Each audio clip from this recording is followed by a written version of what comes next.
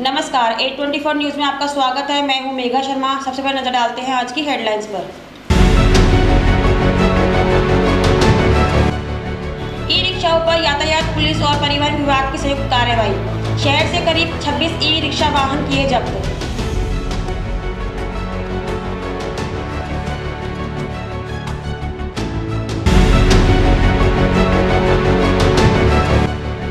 लंबे समय से लंबित मांगों को लेकर आशा सहयोगियों ने सौंपा ज्ञापन। वेतन वृद्धि से लेकर पेंशन तक की उठाई मांग।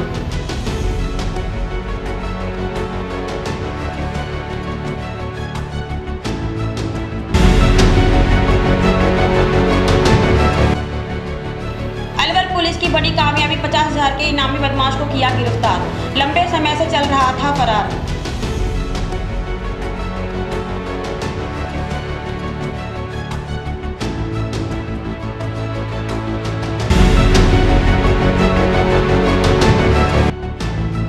राजगढ़ तहसील के ग्राम धमरेड़ निवासी गंगाराम योगी की दक्षिण अफ्रीका में हुई आकस्मिक मृत्यु। परिजनों ने शव भारत लाने के लिए मंत्री व सरकार से लगाई गुहार।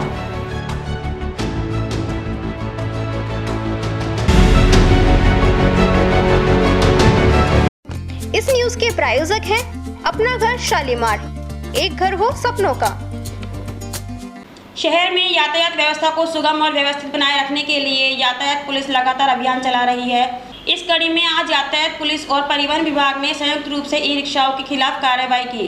यातायात प्रभारी संजय शर्मा ने बताया कि परिवहन विभाग द्वारा करीब 530 ई रिक्शाओं का रजिस्ट्रेशन उनकी फिटनेस समाप्त होने के कारण निरस्त किया गया है। इसके बावजूद सड़क पर संचालन करने वाले वाहनों के खिलाफ आज संयुक्त अभियान चलाया गया, जिसमें 26 ई रिक्शाओं को जब्त किया गया। संजय शर्मा ने बताया, बिना फिटनेस और वैध रजिस्ट्रेशन के वाहन संचालन से न केवल यातायात व्यवस्था प्रभावित होती है, बल्कि सड़क सुरक्षा पर भी खतरा बढ़ता है। यातायात प्रभारी ने ई रिक्शा संचालकों से अपील करते हुए कहा कि वे अपने वाहन की फिटनेस समय पर दुरुस्त करवाएं और आवश्यक दस्तावेज पूरे कर रजिस्ट्रेशन बहाल करवाएं, ताकि भविष्य में किसी भी प्रकार की कार्रवाई से बचा जा सके। ट्रैफिक व्यवस्था को सुगम बनाने के लिए श्रीमान पुलिस अधीक्षक महोदय जिला अलवर और हेडक्वार्टर सर के निर्देशानुसार ट्रैफिक पुलिस की कार्रवाई हमारी लगातार जारी है। उसी क्रम में आज हमने कार्रवाई करते हुए परिवहन विभाग की टीम के साथ में कार्रवाई करते हुए 26 ई रिक्शों को जब्त किया है, जिनके फिटनेस प्रमाण पत्र खत्म हो रखे थे और आरटीओ द्वारा परिवहन विभाग द्वारा जिनकी आरसी रद्द कर रखी थी, जिनका रजिस्ट्रेशन कैंसिल कर रखा था। तो ऐसे रिक्शों के खिलाफ हमने आज कार्रवाई करते हुए संयुक्त रूप से आरटीओ और ट्रैफिक पुलिस द्वारा कुल 26 ई रिक्शों को जब्त किया है और उनको ट्रैफिक थाने में खड़ा करवाया गया है। सर, इस तरह के कितने रिक्शे चिन्हित किए गए और कितने कार्रवाई की? अभी तक टोटल 530 रिक्शों की लिस्ट हमारे पास आई है, जिनके रजिस्ट्रेशन कैंसिल हो रखे हैं और फिटनेस प्रमाण पत्र भी खत्म हो रखे हैं। तो उनके खिलाफ हमारी कार्रवाई जारी रहेगी और ई रिक्शा चालकों को मैं सबको यही सलाह देता हूं कि जल्दी से अपना फिटनेस प्रमाण पत्र बनवाकर अपने आरसी को बहाल कराएं। बिल्कुल, हमारी नो पार्किंग जोनों में या आम रोड पर, जैसे बीच रोड पर कोई भी वाहन खड़ा करता है तो उसको हम जब्त करके ट्रैफिक थाने ले जाते हैं और जाब्ता भी कई जहां मेन समस्या होती है वहां पे हम जाब्ता भी बढ़ाया है और भी जैसी भी जो भी कार्रवाई अमल में लाई जाएगी। इस न्यूज के प्रायोजक हैं अपना घर शालीमार, एक घर हो सपनों का। आशा सहयोगियों ने अपने लंबे समय से लंबित मांगों को लेकर प्रशासन का ध्यान आकर्षित करते हुए ज्ञापन सौंपा। ज्ञापन में आशा सहयोगियों ने बताया कि वे ग्रामीण क्षेत्रों में चिकित्सा विभाग की रीढ़ की तरह काम कर रही हैं। स्वास्थ्य योजनाओं के क्रियान्वयन से लेकर घर घर सर्वे, टीकाकरण, मातृ शिशु स्वास्थ्य, टीबी मुक्त भारत अभियान, कुष्ठ रोग सर्वे, मौसमी बीमारियों की निगरानी, एनसीडी और आयुष्मान भारत योजना के तहत ई-केवाईसी जैसे अनेक कार्य नियमित रूप से किए जाते हैं। इसके बावजूद उन्हें बेहद कम मानदेय पर काम करना पड़ रहा है। आशा सहयोगियों का कहना है कि वर्तमान में उन्हें मात्र 4,950 रुपये मासिक मानदेय मिलता है, जो न्यूनतम मजदूरी से भी कम है। उन्होंने मांग की है कि मानदेय बढ़ाकर कम से कम 25,000 रुपये प्रतिमाह किया जाए तथा प्रतिवर्ष 3% वेतन वृद्धि का प्रावधान लागू किया जाए। इसके साथ ही उन्होंने बताया कि विभिन्न सरकारी ऐप और पोर्टल पर लगातार डेटा एंट्री के कारण मोबाइल फोन हैंग हो जाते हैं और आंखों से जुड़ी समस्याएं बढ़ रही हैं। इसलिए आशा सहयोगियों को लैपटॉप उपलब्ध कराने की मांग भी रखी गई। ज्ञापन में यह भी उल्लेख किया गया कि कई बार एएनएम द्वारा अपने कार्य भी आशा सहयोगियों पर थोप दिए जाते हैं, जिससे कार्यभार बढ़ जाता है। ऐसे में एएनएम और आशा के कार्यों का स्पष्ट निर्धारण किया जाना आवश्यक है। इसके अलावा मानदेय भुगतान में देरी कर नाराजगी जताते हुए हर माह की पहली तारीख को नियमित भुगतान की व्यवस्था करने की मांग की गई। आशा सहयोगिनियों ने 60 वर्ष की आयु तक सेवा देने के बावजूद पेंशन सुविधा न मिलने पर भी सवाल उठाया और स्थायी कर्मचारी का दर्जा देकर पेंशन लाभ देने की मांग की। साथ ही अन्य राज्य कर्मियों की तरह वर्दी और वर्दी धुलाई भत्ता दिए जाने की भी मांग की गई। उन्होंने प्रशासन से मांगों पर शीघ्र सकारात्मक निर्णय लेने की अपील की। हमारी मांग है जी, हम आशा सहयोगिनी है। राजस्थान सरकार ने हमको नियुक्त किया था, जो कि जो भी बजट पास होता है उसमें हमारी कोई बात नहीं रखी जाती। हम अपने हक के लिए लड़ रहे हैं। हम न्यूनतम मजदूरी 18,000 रुपये मांग करने आए हैं। मैं फखरुद्दीन सामाजिक कार्यकर्ता, ये हमारी बहनें जो आशा सहयोगिनी आई हुई हैं, इनका मानदेय ऐसे समझो जैसे ऊँट के मुंह में जीरा। इनका फील्ड का इतना काम होता है, आप पूछिए मत। लेकिन वेतन का नाम पर इनको कुछ भी नहीं है। आज हम जिला कलेक्टर महोदय से ये आशा सहयोगिनियों की मांग को लेकर हम एक ज्ञापन देंगे। प्रशासन से अपील करेंगे कि हमारी मांग को माना जाए। अगर हमारी मांग प्रशासन ने नहीं सुनी तो हमें मजबूरन हम हफ्ते का टाइम देंगे या 10 दिन का टाइम देंगे। उसके बाद परमिशन लेकर हम भूख हड़ताल पर बैठेंगे हमारी बहनें। इस न्यूज के प्रायोजक हैं अपना घर शालीमार, एक घर हो सपनों का। अलवर पुलिस ने अपराध के खिलाफ चलाए जा रहे अभियान के तहत बड़ी सफलता हासिल करते हुए 50,000 रुपए के इनामी बदमाश को गिरफ्तार किया है। पुलिस अधीक्षक के निर्देशन में गठित विशेष टीम ने सटीक सूचना और तकनीकी विश्लेषण के आधार पर इस कार्रवाई को अंजाम दिया। पकड़ा गया आरोपी लंबे समय से फरार चल रहा था। उसके खिलाफ विभिन्न थानों में गंभीर प्रकृति के कई मामले दर्ज हैं। पुलिस के अनुसार आरोपी जिला में आपराधिक गतिविधियों को अंजाम देकर कानून व्यवस्था के लिए चुनौती बना हुआ था। इसके खिलाफ लूट, चोर, मारपीट, आर्म्स एक्ट सहित कई धाराओं में प्रकरण दर्ज है।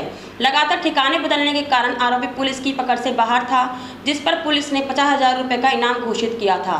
पुलिस टीम ने मुखबिर तंत्र को सक्रिय कर आरोपी की गतिविधियों पर नजर रखी। जैसे ही उसके जिले में आने की सूचना मिली, टीम ने घेराबंदी कर उसे दबोच लिया। गिरफ्तारी के दौरान आरोपी से पूछताछ की जा रही है ताकि उसके नेटवर्क और अन्य आपराधिक साथियों के बारे में भी जानकारी जुटाई जा सके। पुलिस ने आरोपी फिरोज खान को गिरफ्तार किया। पुलिस अधिकारियों का कहना है कि आरोपी के पकड़े जाने से जिले में अपराधों पर प्रभावी अंकुश लगेगा और आमजन में सुरक्षा का विश्वास मजबूत होगा। पुलिस अब आरोपियों को न्यायालय में पेश कर रिमांड पर लेने की तैयारी कर रही है, जिससे पुराने मामलों में भी आवश्यक कार्रवाई की जा सके। अलवर पुलिस ने स्पष्ट किया है कि जिले में अपराध करने वालों के लिए कोई जगह नहीं है। कानून व्यवस्था बिगाड़ने वाले अपराधियों के खिलाफ सख्त कार्रवाई जारी रहेगी। पुलिस की इस कार्रवाई को आमजन ने सराहा है और उम्मीद जताई है कि ऐसे अभियान आगे भी लगातार जारी रहेंगे। डीजीपी साहब की तरफ से ये निर्देश थे कि कोई भी एक्टिव क्रिमिनल, हिस्ट्री शीट और हार्डकोर वो अपराध करके पुलिस की गिरफ्त से बाहर ना रहे। उसी के संदर्भ में हमने जो हमारे अलवर जिले का एक वांटेड क्रिमिनल भी है, हिस्ट्री शीट भी है, हार्डकोर भी है, जो कि काफ़ी समय से जो है पुलिस की पकड़ से बाहर था। उसके ऊपर की 50,000 का इनाम जो है आई साहब की तरफ से घोषित हुआ था। जो एचएस का नाम है फिरोज खान, ये मन्नाका का रहने वाला है और एक प्रकरण में पहले से वांछित था। इस प्रकरण में 38 लाख रुपए के सरिये की जो लूट की घटना हुई थी, इसमें पहले ही 6 मुलजिमों को हम गिरफ्तार कर चुके हैं। 7वां मुलजिम ये है। आपको इस एक मुलजिम की गिरफ्तारी में प्रेस कॉन्फ्रेंस बुलाने का उद्देश्य यही है कि जो भी हमारे हार्डकोर और एक्टिव क्रिमिनल्स हैं, वो जेल के बाहर ना रहें। और यह मुझे लगता है कि कोई भी हार्डकोर एक्टिव क्रिमिनल में ये एकमात्र व्यक्ति था जो बाहर था। इसको हमने गिरफ्तार कर लिया। आगे इसमें इसकी प्रॉपर्टी की डिटेल्स हम ले रहे हैं। 107 बीएनएसएस के तहत इसकी प्रॉपर्टी की डिटेल्स लेकर के हम कार्रवाई करेंगे, जिससे कि कोई भी व्यक्ति जो है आगे अपराध ना करे। इसके विरुद्ध 12 प्रकरण पहले से दर्ज है और इसके अतिरिक्त यदि कोई और भी इसने अपराध किया है, इस संदर्भ में पूछताछ जारी। बिल्कुल। अभी इसको हमने गिरफ्तार किया है और जो गिरफ्तारी की डिटेल्स जो है हम आपको प्रेस नोट में डिटेल में शेयर करेंगे। कोई हिस्ट्री शीट लंबे समय से उसके खिलाफ कोई प्रकरण दर्ज नहीं हो रहे, तो डेफिनेटली उसको सार्वजनिक जीवन में एक सुधरने का मौका दिया जाना चाहिए। परंतु यदि कोई एक्टिव क्रिमिनल है, एक्टिव एचएस है और अपराध लगातार कर रहा है, अपराध को नहीं छोड़ रहा है, तो पुलिस सभी तरह के जो हमारे पास में लीगल प्रोविजन उनको हम इस्तेमाल करेंगे। जो हमारे हिस्ट्री शीट है और इस हिस्ट्री शीट में से 13 लोगों को हमने एज ए हार्डकोर चिन्हित किया है। हार्डकोर में से भी 5 ऐसे क्रिमिनल्स हैं जो एक्टिव नहीं है। उनको हमने हार्डकोर की लिस्ट से हटाने के लिए भी पुलिस मुख्यालय को लिखा है और नए लोग जो एचएस हैं उनको हार्डकोर में जोड़ने के लिए भी हम प्रयास करेंगे। तो अभी की जो स्थिति थी एक्टिव क्रिमिनल्स में ये फिरोज ही एकमात्र ऐसा एक्टिव हार्डकोर था जो कि जेल से बाहर था और मुकदमे में वांछित भी था। देखिए रामगढ़ के अंदर जो एलएनटी ऑपरेटर है जो लगातार 8वें दिन अब तक भी उसकी डेड बॉडी रिकवर नहीं हुई है, जिसमें घटना के दिन से ही पुलिस और प्रशासन सजग है। इसमें हमने एसडीआरएफ की टीम को सबसे पहले बुलाया, एसडीआरएफ के बाद एनडीआरएफ की टीम भी मौके पे मौजूद है। इसके अतिरिक्त हमने क्रेन मंगा करके जो एलएनटी मशीन है उसको बाहर निकाल लिया है, परंतु संभवतया वो पानी के अंदर मलबे के अंदर बॉडी फंसी होने की वजह से अब तक बॉडी हम रिकवर नहीं कर पाए। इस संदर्भ में 3 हाई प्रेशर पंप ला करके हम लोग पानी निकलवा रहे हैं और जैसे ही पानी क्लियर होगा तो अंदर पानी के अंदर जो मलबा है उसे क्लियर करके उसके अंदर हम लोग सघन सर्च करेंगे। इस घटना को लेकर के हम लोग पूरी तरह संवेदनशील है। इस संदर्भ में उच्च अधिकारियों द्वारा मौका मुआयना भी किया गया और राहत कार्यों का लगातार सुपरविजन मेरे द्वारा भी और कलेक्टर मैम के द्वारा भी किया जा रहा है। बॉडी है उसके अंदर बट वो प्रयास कर रहे हैं उसको सर, रिकवर ये जो हादसा हुआ उसके पीछे कहीं ना कहीं अवैध खनन बड़ी तो वजह देखिए है ऐसा है कि और रामगढ़ क्षेत्र में देखिए अभी ये जो माइन है इसका जस्ट कुछ दिन पहले ही रिन्यूअल हुआ था। तो इस संदर्भ में कोई भी सवाल आप माइनिंग इंजीनियर से पूछ सकते हैं क्योंकि इस माइन का रिन्यूअल जब हुआ होगा तो डेफिनेटली नॉर्म्स के तहत हुआ है। तो मुझे लगता है कि बिना कोई बिल्कुल कंक्रीट जानकारी के कोई भी कयास लगाना उचित नहीं रहेगा। यदि इस संदर्भ में आप कोई टेक्निकल सवाल पूछने हैं तो आप माइनिंग इंजीनियर से पूछ सकते हैं क्योंकि ये जो बिंदु आप बता रहे हैं इलीगल माइनिंग का, इस संदर्भ में ये जो माइन है ये लीगल माइन है और यही जानकारी हमें माइनिंग डिपार्टमेंट द्वारा दी गई है। इस न्यूज के प्रायोजक हैं अपना घर शालीमार, एक घर हो सपनों का। अलवर जिला अलवर की राजगढ़ तहसील के ग्राम धमरेन निवासी गंगाराम योगी की दक्षिण अफ्रीका में आकस्मिक मृत्यु के बाद परिजनों पर दुखों का पहाड़ टूट पड़ा है। रोजगार की तलाश में विदेश गए गंगाराम योगी की मौत की सूचना मिलते ही गांव और परिवार में शोक की लहर फैल गई।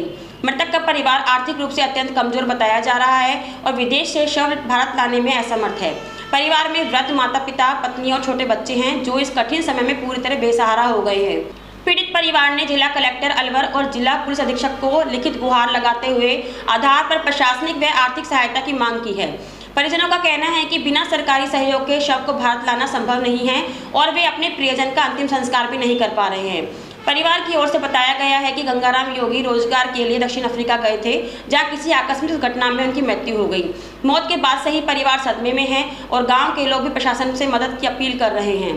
परिजनों ने मांग की है कि राज्य सरकार और भारत सरकार के माध्यम से शीघ्र कार्रवाई कर शव को जल्द से जल्द भारत लाया जाए ताकि परिवार अंतिम दर्शन कर सके। उन्होंने यह भी आग्रह किया है कि मृतक के आश्रितों को आर्थिक सहायता प्रदान की जाए जिससे परिवार की आजीविका चल सके। ग्रामीणों का कहना है कि यदि समय रहते सहायता नहीं मिली तो परिवार पर गंभीर संकट आ सकता है। अब सभी की निगाहें जिला प्रशासन पर टिकी है कि कब तक संवेदनशीलता दिखाते हुए पीड़ित परिवार को राहत दी जाती है। गंगाराम योगी है, ये निवासी राजगढ़ तहसील और धमरेड गांव का निवासी है, अलवर जिले में पड़ता है। ये 15 अगस्त 2025 को एक माइंस में मजदूरी करने के लिए साउथ अफ्रीका के जामिया के लूसाका शहर में गया था और वहां लगातार ये काम कर रहा था। जैसा ठेकेदार ने बताया, जो जीतू राजपूत ने, कि इसकी तबीयत खराब हुई। तबीयत खराब होने के बाद इसने कमर दर्द की शिकायत करी और कमर दर्द की शिकायत के बाद में जैसे इंजेक्शन लगाए 5 मिनट में इसकी मौत हो गई। मैं आपको बता देना चाहता हूँ कि इसके ये परिवार में 5 बहन भाई हैं, 2 भाई हैं और 3 बहनें हैं और इसके खुद के 2 बेटियां हैं, 1 बेटा है और 1 पत्नी है। 4 सदस्य पूरे परिवार में है।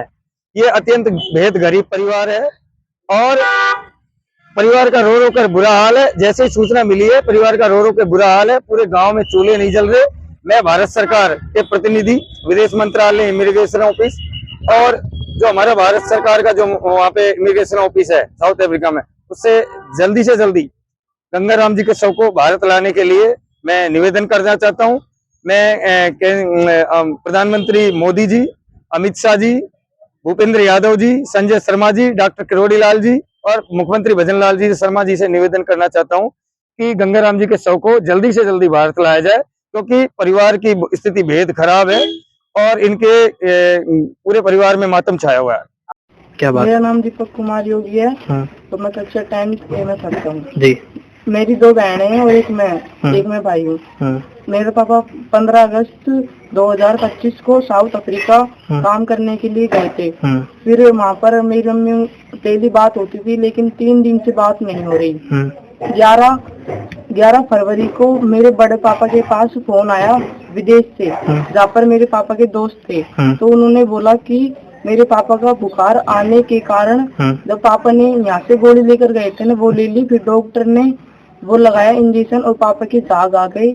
पापा वहीं पर ही डेथ हो गई। अच्छा, अब आपकी सरकार से क्या मांग है? हमारी सरकार से ये मांग है कि मेरे पिताजी का शव जल्दी से जल्दी यहाँ पर लाया जाए हमारे पास। जी, हमारे पड़ोसी गांव धमरेड़ की एक दुर्घटना हुई है। उसमें उनका नाम है गंगाराम योगी, छोटनलाल पुत्र श्री छोटनलाल योगी, गांव धमरेड़, तहसील राजगढ़, जिला अलवर का रहने वाला था, जो 15/8/2025 को अपने लालन पालन करने के लिए सऊदी अफ्रीका में जामिया लुसाका सिटी में काम करता था। वो किसी माइंस विभाग में काम के लिए प्रयासरत था। क्लास ए मार्बल माइनिंग कंपनी में वो कार्यरत था, जो किसी जीतू राजपूत खरकड़ी गांव किशनगढ़ अजमेर के कॉन्टेक्ट के माध्यम से गया। ऐसी जानकारी मुझे गांव के लोग धमरेड़ वाले आए, उन्होंने बताया। मैंने उनकी सहायता के लिए माननीय हमारे अलवर के अपने सांसद आदरणीय भूपेंद्र यादव जी से दूरभाष के माध्यम से बात करी और उनको पूरी जानकारी साझा की। माननीय मंत्री महोदय जी ने जानकारी लेके और हमारे और जो पीड़ित परिवार को पूरी सहायता करने का आश्वासन दिया है। आदरणीय मंत्री जी को धन्यवाद। और कितने समय तक आ जाएगा उसका शव? मंत्री जी ने कहा है कि मेरी कोशिश है, आप मुझे बायोडाटा पूरे क्लियर करो, मैं अभी बहुत जल्द, जितना जल्द हो सकेगा उतना जल्द लाने के प्रयास हैं। इस न्यूज के प्रायोजक हैं अपना घर शालीमार, एक घर हो सपनों का। अलवर जिले में गुरुवार देर शाम एक दर्दनाक सड़क हादसे में दिव्यांग ई मित्र संचालक की मौके पर ही मृत्यु हो गई, जबकि उनके साथ मौजूदा चचेरा भाई गंभीर रूप से घायल हो गया। घटना सदर थाना क्षेत्र के बुर्जा बाईपास के पास हुई, जहां तेज रफ्तार अज्ञात वाहन ने 3 पहिया दिव्यांग वाहन को जोरदार टक्कर मार दी। हादसे के बाद वाहन चालक मौके से फरार हो गया। प्राप्त जानकारी के अनुसार गुजुकी गांव निवासी दिव्यांग राजेश कुमार प्रजापत रूपबास में ई मित्र ऑपरेटर के रूप में कार्यरत थे। गुरुवार को वह अपने चचेरे भाई सुरेंद्र प्रजापत के साथ किसी निजी कार्य में बुर्जा की ओर जा रहे थे। इसी दौरान बुर्जा बाईपास पर पीछे से तेज गति से आए अज्ञात वाहन ने उनके दिव्यांग वाहन को टक्कर मार दी। टक्कर इतनी जबरदस्त थी कि राजेश कुमार की मौके पर ही मौत हो गई, जबकि सुरेंद्र प्रजापत गंभीर रूप से घायल हो गए। हादसे की सूचना मिलने पर पुलिस मौके पर पहुंची और घायल सुरेंद्र को तुरंत जिला अस्पताल भिजवाया गया, जहां उनका उपचार जारी है। वहीं शव को जिला अस्पताल की मोर्चरी में रखवाया गया, जहां परिजनों की मौजूदगी में पोस्टमार्टम की कार्रवाई की गई। परिजनों ने बताया कि मृतक राकेश कुमार अविवाहित थे और परिवार की आर्थिक जिम्मेदारी उन्हीं के कंधों पर थी। वे परिवार के एकमात्र कमाने वाले सदस्य थे। उनके एक छोटे भाई भी हैं जो मजदूरी कर परिवार का भरण पोषण करते हैं। राजेश की असामयिक मृत्यु से परिवार पर दुखों का पहाड़ टूट पड़ा है। फिलहाल पुलिस अज्ञात वाहन और उसके चालक की तलाश में जुटी हुई है। आसपास लगे सीसीटीवी कैमरों की फुटेज खंगाली जा रही है। पुलिस का कहना है कि जल्द ही फरार वाहन चालक को पकड़ लिया जाएगा। घटना के बाद क्षेत्र में शोक का माहौल है। करीब 40 वर्ष होगी और ग्राम गुजुकी के रहने वाले हैं। ई मित्र पे काम करता है, वो शरीर से विकलांग है। कल 12/2/2026 कल करीब 7 बजे ये किसी काम से दादर की तरफ गए थे, वापिस आ रहे थे उधर से घर की तरफ, तो पीछे से किसी अज्ञात वाहन ने हिट किया है। तो ऑन द स्पॉट ये हो गए, वहाँ काफ़ी लोग इकट्ठे हो गए। 108 एम्बुलेंस को कॉल किया, वो लेके आए, यहाँ डॉक्टरों ने मृत घोषित कर दिया। यहाँ लेते हैं छोटा सा ब्रेक, आप बने रहिए A24 न्यूज़ के साथ। शादी पार्टी विवाह उत्सव के लिए अलवर में एक ही नाम, दिनेश साड़ी भंडार, गंडोरा वाले, मालन की गली। हमारे यहाँ ब्राइडल लहंगा चुन्नी, लेस वाली हैवी साड़ी, मीणावाटी लहंगे, ओढ़नी, खाली लहंगे, खाली चुन्नी, राजपूती बेस, चुनरी ओढ़नी, चुनरी साड़ी और लहंगे व बनारसी लहंगे भी मिलते हैं।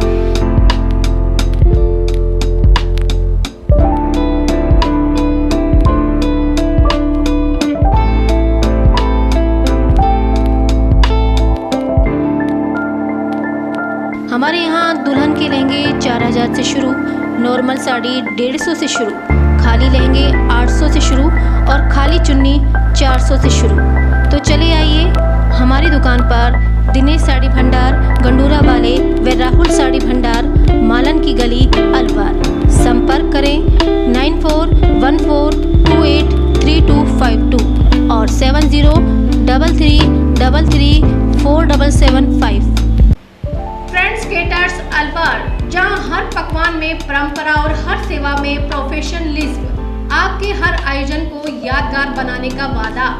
शादी पार्टी हो या रिसेप्शन, जन्मदिन पार्टी, कारपोरेट इवेंट या कोई भी खास अवसर, फ्रेंड्स केटर्स आपके मेहमानों को देंगे ऐसा अनुभव जिसे वे हमेशा याद रखेंगे।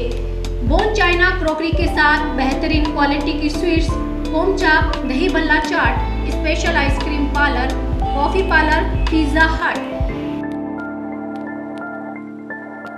साथ ही हमारे यहाँ पर साउथ इंडियन खाना, नॉर्थ इंडियन खाना, इटालियन खाना व कॉन्टिनेंटल खाना, साथ ही दिल्ली की मशहूर चाट का वही असली स्वाद जो दिल जीत ले। आगरा के कारीगरों की बनी शुद्ध मिठाइयाँ, जिसकी हर बाइट में परंपरा और मिठास। मेरठ के कारीगरों द्वारा ताजी गर्मा गर्म रोटी चपाती, मुलायम और घर जैसा स्वाद। होटल मैनेजमेंट, प्रशिक्षित स्टाफ व सर्विस, मुस्कान और शालीनता के साथ। बहुत ही सुंदर और आकर्षक काउंटर, आधुनिक डिजाइन, पारंपरिक व शानदार सजावट। हमारी विशेषता है स्वाद और गुणवत्ता का अनोखा संगम। अनुभवी कारीगरों और प्रशिक्षित स्टाफ की टीम। हर आयोजन के लिए कस्टमाइज्ड मेन्यू और सजावट।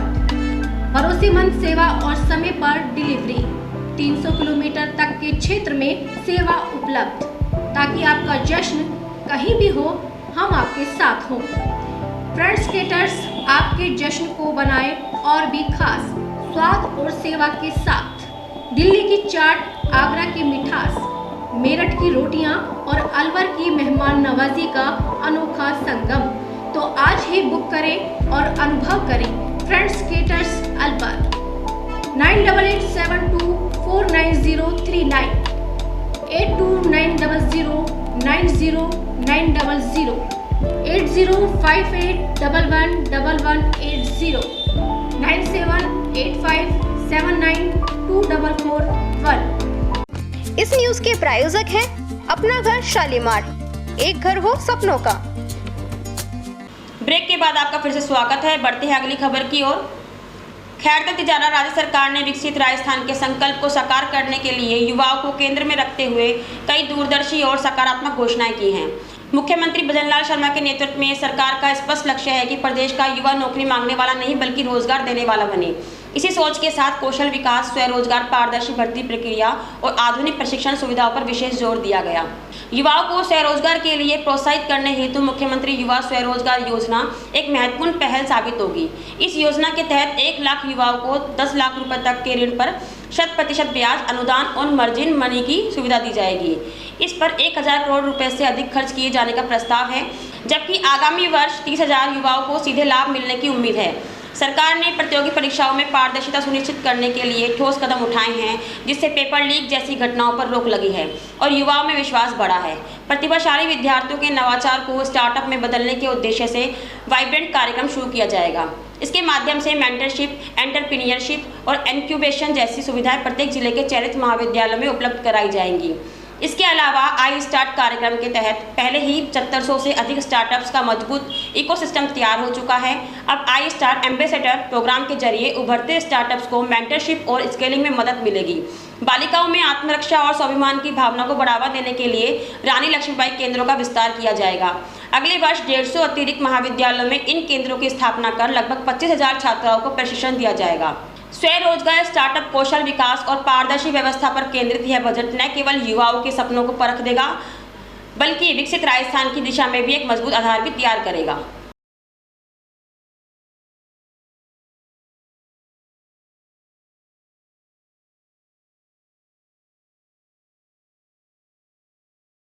इस न्यूज के प्रायोजक हैं अपना घर शालीमार, एक घर हो सपनों का। भिवाड़ी अलवर बाईपास स्थित आशियाना गार्डन सोसाइटी के पीछे खुले क्षेत्र में अवैध रूप से कचरा डंप किए जाने का मामला लगातार गंभीर होता जा रहा है। ट्रैक्टरों के माध्यम से नियमित रूप से गंदा व अस्वच्छ कचरा डाले जाने से पूरे इलाके में तीव्र दुर्गंध फैल गई है, जिससे क्षेत्रवासियों का जनजीवन प्रभावित हो रहा है। आशियाना गार्डन रेजिडेंस वेलफेयर सोसाइटी के सचिव लोकेश्वर जोशी ने बताया कि कचरे से उठने वाली बदबू के कारण सोसाइटी में रहने वाले वरिष्ठ नागरिकों, बच्चों व बीमार व्यक्तियों के स्वास्थ्य पर प्रतिकूल असर पड़ रहा है। स्थिति अब एक गंभीर स्वास्थ्य संकट का रूप लेती जा रही है और आसपास के निवासियों को भारी परेशानी झेलनी पड़ रही है। उन्होंने कहा कि एक और देश में माननीय प्रधानमंत्री नरेंद्र मोदी के नेतृत्व में स्वच्छ भारत अभियान के तहत स्वच्छता का संकल्प लिया गया है और वहीं दूसरी ओर इस तरह की अवैध डंपिंग से पर्यावरण प्रदूषण बढ़ रहा है और स्वच्छ शहर के प्रयासों को झटका लग रहा है। इस संबंध में Ashiyana garden resident welfare society Bhiwadi द्वारा नगर परिषद भिवाड़ी के आयुक्त मुकेश कुमार चौधरी तथा राजस्थान राज्य प्रदूषण नियंत्रण बोर्ड भिवाड़ी के अधिकारी अमित जुआल को लिखित शिकायत सौंपकर ठोस कार्रवाई की जाने की मांग की जा चुकी है, ताकि स्वच्छ भिवाड़ी के लक्ष्य को साकार किया जा सके। हालांकि अब तक प्रभावी कार्रवाई नहीं होने से क्षेत्र के निवासियों में रोष व्याप्त है। सोसाइटी ने संबंधित विभागों से शीघ्र कदम उठाने की मांग की है, ताकि इलाके को प्रदूषण से मुक्त कर नागरिकों को राहत दिलाई जा सके। यह जानकारी सोसाइटी के सचिव लोकेश्वर जोशी ने प्रदान की।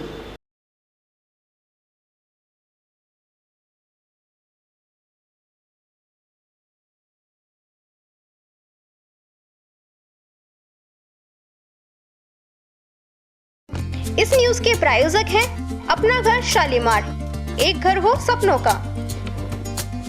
अलवर शहर के अपना घर शालीमार में राम मंदिर में चल रही शिव कथा चौथा दिन भी 12 फरवरी को डॉक्टर श्री शिवानंद साधक जी महाराज ने सुनाया। भाग्य कितना भी अच्छा हो, कर्म अच्छे भी नहीं करोगे तो दुर्भाग्य में बदल जाएगा। हमें भाग्य से ज़्यादा काम का ध्यान देना चाहिए। कर्मयोगी व्यक्ति का भाग्य कभी खराब नहीं हो सकता। ब्रह्मलीन परम पूज्य भक्ति सम्राट गुरु जी श्री शिवानंद साधक जी महाराज डेरा वाले श्री धाम वृंदावन की असीम अनुकंपा में शिव कृपा लगातार दोपहर 1 बजे से 4 बजे तक श्री राम मंदिर अपने घर शालीमार अलवर में चल रही है, जो आगामी 15 फरवरी 2026 तक लगातार चलेगी। इस कार्यक्रम में भगवान शिव की विशेष पूजा की वर्षा सब पर होने वाली है। इसमें सुंदर शिव कथा का आयोजन किया जा रहा है। रात्रि में रोज नए नए उत्सवों का आनंद, साथ ही महाशिवरात्रि के दिन 1000 महाविशेष रुद्राभिषेक किया जाएगा। उसके बाद भगवान शिव का सुंदर यात्रा बारात निकलेगी, जिसमें एक कन्या का विवाह भी कराया जाएगा। अतः आप इस शुभ अवसर पर फायदा उठाएं। प्रतिदिन कथा में कन्या के विवाह में पधार कर आनंद में शिव जी महाराज की कृपा का प्रसाद लें।